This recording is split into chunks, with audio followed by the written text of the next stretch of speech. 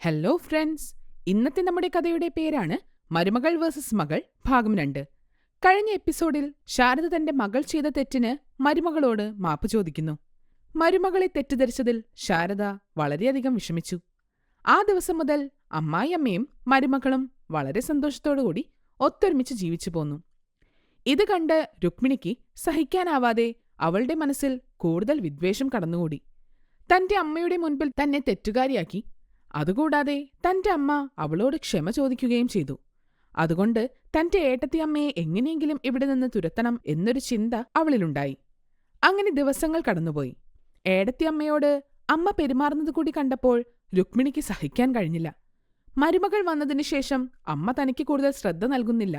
എന്തെങ്കിലും ആവശ്യം ഉണ്ട് എന്ന് പറഞ്ഞാൽ തന്നെ അത് ഏട്ടത്തിയോട് ചോദിക്കൂ എന്നാണ് പറയാറുള്ളത്. സ്വന്തം വീട്ടിൽ ഇത്ര കൂടി സ്വാതന്ത്ര്യമില്ല എന്നോർത്ത് രുക്മിണിക്ക് വളരെയധികം ദേഷ്യം വന്നു. എങ്ങനെയെങ്കിലും അമ്മയുടെ മുന്നിൽ മരുമകളെ കുറ്റക്കാരിയാക്കണം എന്നു മാത്രമായിരുന്നു അവളുടെ ചിന്ത. രുക്മിണിയുടെ ചിന്തകളനുസരിച്ച് ഒരിക്കൽ രുക്മിണിക്ക് ഒരവസരം വന്നു. ഒരിക്കൽ ശാന്തിയുടെ അമ്മയ്ക്കും അച്ഛനും സുഖമില്ലാത്തതിനാൽ അവരെ കാണുന്നതിനായി ശാന്തി അവളുടെ വീട്ടിൽ പോകുന്നു. ശാന്തി പോയതിന് പിറ്റേ ദിവസം ശാന്തിക്കായി ഒരു കത്ത് വരുന്നു.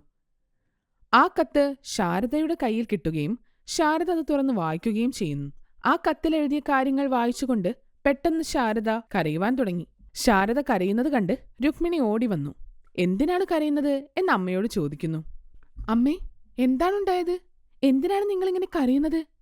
എല്ലാം പോയി, എല്ലാ വിശ്വാസവും പോയി. ഇത്രയും കാലം അവൾ നല്ലവളാണ് എന്നാണ് ഞാൻ വിചാരിച്ചത്. ഇപ്പോൾ എനിക്ക് അവളോടുള്ള എല്ലാ വിശ്വാസവും നഷ്ടപ്പെട്ടു. എന്താണുണ്ടായതമ്മേ? ഒന്ന് തെളിച്ചു പറയൂ. നിന്റെ ഏട്ടത്തിയമ്മ ഏട്ടനെ വിട്ട് വേറൊരാളെ കൂടി സ്നേഹിക്കുന്നുണ്ട്.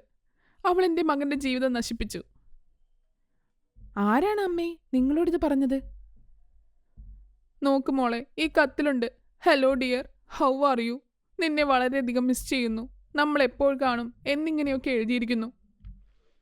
ഞാൻ അവളെപ്പറ്റി പണ്ടേ പറഞ്ഞതല്ലേ. എന്നാൽ അതൊന്നും കേൾക്കാതെ അവളുടെ ഒറ്റ വാക്കും കേട്ടുകൊണ്ട് അവളെ തലയിൽ വെച്ച് നടക്കുകയായിരുന്നില്ലേ? ഈ വീട്ടിൽ എല്ലാ കാര്യങ്ങളും അവളാണ് നിയന്ത്രിച്ചിരുന്നത്. എനിക്കെന്താണ്? അമ്മ എന്തോ ആയിക്കോളൂ. മരുമോളെ ഇനിയും താലോലിക്ക്. നീ എന്താ പറയുന്നത്? ഈ വിശ്വാസവഞ്ചന നടത്തിയ അവളെ ഇനി ഞാൻ വിശ്വസിക്കില്ല. ഞാൻ പൊന്നുപോലെ നോക്കിയിരുന്ന എൻ്റെ മകനെയാണ് ആദ്യം അവൾ വശീകരിച്ച് കല്യാണം കഴിച്ചത്. ഇനിയിപ്പോൾ ചിന്തിച്ചിട്ടെന്താ കാര്യം? ഞാൻ പണ്ടേ പറഞ്ഞതായിരുന്നു. അപ്പോൾ ഞാൻ പറഞ്ഞതൊന്നും കേട്ടില്ല. അവൾ പറയുന്നതായിരുന്നു വേദവാക്യം. ഇനി അവളെ ഇവിടെ വന്നാൽ അവളെ അടിച്ചു പുറത്താക്കണം. ഇങ്ങോട്ട് വരട്ടെ അവൾ. എന്റെ മകന്റെ ജീവിതം നശിപ്പിച്ചു. എനിക്കും നിനക്കുമിടയിൽ വഴക്കുണ്ടാക്കി. ഞാൻ അവളെ അങ്ങനെ വിടാൻ ഉദ്ദേശിച്ചിട്ടില്ല. 2 ദിവസത്തിനുള്ളിൽ ഏട്ടൻ ഇവിടെ വരുമല്ലോ. ഏട്ടനോട് ഈ കാര്യങ്ങളെല്ലാം പറയാം. ഹേ, അത് വേണ്ട. അവൻ വളരെയധികം വിഷമിക്കും. എന്റെ മകൻ വിഷമിക്കുന്നത് കാണാൻ എനിക്ക് വയ്യ. ശരി അമ്മേ, നിങ്ങളൊന്നും പറയണ്ട. വീണ്ടും അവളെ ഇവിടെ കയറ്റി ഏട്ടന്റെ ജീവിതം ഇനിയും നശിപ്പിക്കും. ഞാൻ പറയുന്നതല്ലേ തെറ്റ്? രുക്മിണി ഇങ്ങനെയെല്ലാം പറയുന്നു. ദിവസങ്ങൾ കടന്നുപോയി. വീണ്ടും ഒരു ദിവസം ശാന്തിക്കൊരു കത്തുകൂടി വരുന്നു. ആ കത്തെടുത്ത് ശാരദ വായിക്കുന്നു. കത്ത് വായിച്ചതിനു ശേഷം ശാരദ ബോധം കെട്ട് വീഴുന്നു. അതുകൊണ്ട് ഓടി വന്ന് അമ്മയെ എടുത്ത് എണീപ്പിക്കുന്നു. എന്താണുണ്ടായത് എന്ന് ചോദിക്കുന്നു. ഇവള് നമുക്ക് സ്വൈര്യം തരില്ലെന്നാണ് തോന്നുന്നത്. കത്ത് കണ്ടിട്ടാണോ നിങ്ങൾ ബോധം കെട്ട് വീണത്? ആ കത്ത് കണ്ടിട്ടല്ല, ആ കത്തിൽ എഴുതിയിരിക്കുന്ന കാര്യങ്ങൾ വായിച്ച് ഞാൻ പേടിച്ചുപോയി. അതിലെന്താണ് എഴുതിയിരിക്കുന്നത് അമ്മേ? നമ്മൾ വിചാരിച്ച പോലെ കാര്യം നടത്താം. നിന്റെ അമ്മായിയമ്മ നിനക്ക് പ്രശ്നങ്ങൾ ഉണ്ടാക്കിക്കൊണ്ടിരിക്കുകയാണല്ലോ അല്ലേ?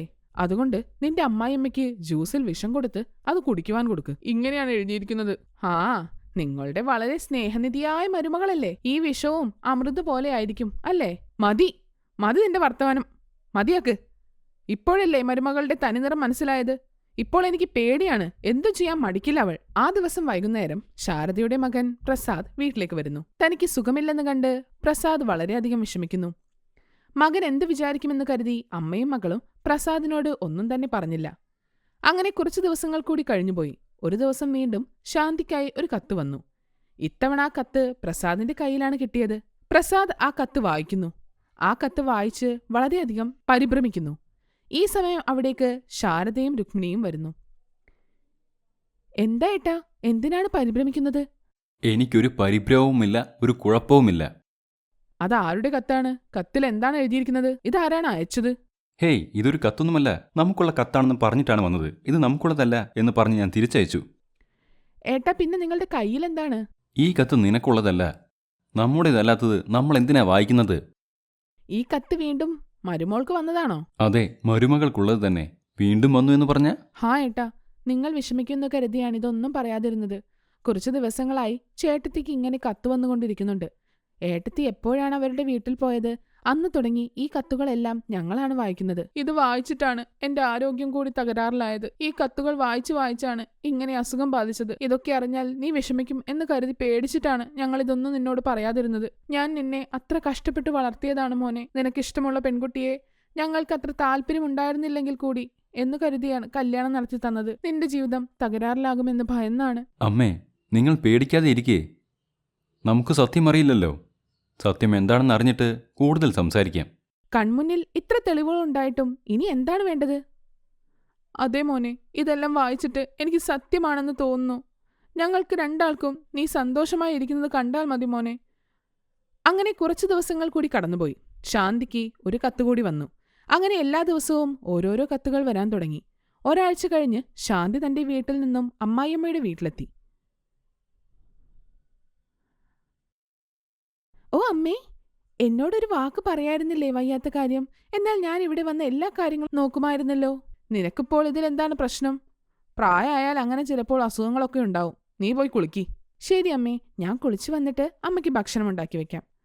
അങ്ങനെ പറഞ്ഞുകൊണ്ട് ശാന്തി അവിടെ നിന്നും പോയി. കണ്ടില്ലേ അമ്മേ ആ രാക്ഷസി? ഒന്നും അറിയാത്ത പോലെ അവൾ അഭിനയിക്കുന്നത്. എന്തൊരു ഉഷാറാണ്! ഓരോരോ മധുരവാക്കുകൾ പറഞ്ഞ് നിങ്ങളെ വശീകരിക്കുകയാണ്. ശാന്തി അവിടെ നിന്നും തന്റെ റൂമിലേക്ക് പോകുന്നു. ആ മുറിയിൽ അപ്പോൾ പ്രസാദ് ഉണ്ടായിരുന്നു. ഹായ്, സുഖമല്ലേ? നിങ്ങളെപ്പോഴാണ് വന്നത്? നിങ്ങൾ വന്നുവെങ്കിൽ ഒരു കത്തെഴുതാമായിരുന്നില്ലേ? എപ്പോ വന്നു എന്നതല്ല ഇവിടുത്തെ കാര്യം. സംഭവിക്കാനുള്ളതെല്ലാം സംഭവിച്ചു.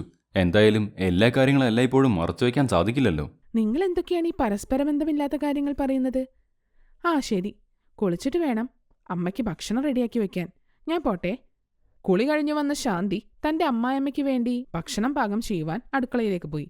ഈ സമയം വാതിൽക്കലിൽ വന്നിട്ട് പോസ്റ്റ് എന്ന് ഉറക്കെ വിളിച്ചു പറഞ്ഞു. ശാന്തി അവിടെ പോയി അയാളുടെ കയ്യിൽ നിന്നും ആ കത്ത് വാങ്ങി ആർക്കുള്ളതാണ് എന്ന് നോക്കുന്നു. ഇത് തനിക്കുള്ളതാണെന്ന് ശാന്തി മനസ്സിലാക്കി. അഡ്രസ് ഉണ്ടായിരുന്നില്ല. ശാന്തി കത്ത് തുറന്ന് വായിക്കുന്നു. എഴുതിയിരിക്കുന്ന കാര്യങ്ങൾ വായിച്ച് ശാന്തി പരിഭ്രമിക്കുന്നു. കത്ത് വായിച്ച് ശാന്തി എന്ത് ചെയ്യുമെന്ന് നോക്കാൻ വേണ്ടി ശാരദയും പ്രസാദും അനിയത്തിയും അപ്പുറത്ത് മറഞ്ഞു നിൽക്കുന്നുണ്ടായിരുന്നു. ഒന്നും അറിയാത്ത പോലെ അടുക്കളയിലേക്ക് തന്നെ തിരിച്ചു നടന്ന് ആ കത്തെടുത്ത് കത്തിക്കുന്നു. അപ്പോൾ അടുക്കളയിലേക്ക് വന്ന പ്രസാദും ശാരദയും രുക്മിണിയും ശാന്തിയെ നോക്കുന്നു. ഇവരെ മൂന്നുപേരെയും കണ്ട ശാന്തി പരിഭ്രമിച്ചു നിൽക്കുന്നു. ആ കത്തിൽ എന്താണുള്ളത്? എന്തിനാണ് നീ കത്തിച്ചു കളയുന്നത്? ശാന്തി അമ്മായിയമ്മയുടെ ചോദ്യത്തിന് എന്തായിരിക്കും ഉത്തരം പറയുക? ശാന്തി എന്തെങ്കിലും തെറ്റ് ചെയ്തിട്ടുണ്ടാകുമോ? തെറ്റ് ചെയ്തിട്ടില്ല എങ്കിൽ അതെങ്ങനെയാണ് ശാന്തി തെളിയിക്കാൻ പോകുന്നത്? ഇതെല്ലാം നിങ്ങൾക്ക് അടുത്ത എപ്പിസോഡിൽ കാണാം. ഈ കഥ നിങ്ങൾക്ക് ഇഷ്ടമായെങ്കിൽ ലൈക്ക് ചെയ്യുക, കമന്റ് ചെയ്യുക. ഇതുപോലുള്ള കൂടുതൽ കഥകൾക്കായി ഞങ്ങളുടെ ചാനൽ സബ്സ്ക്രൈബ് ചെയ്യുക. Thank you for watching.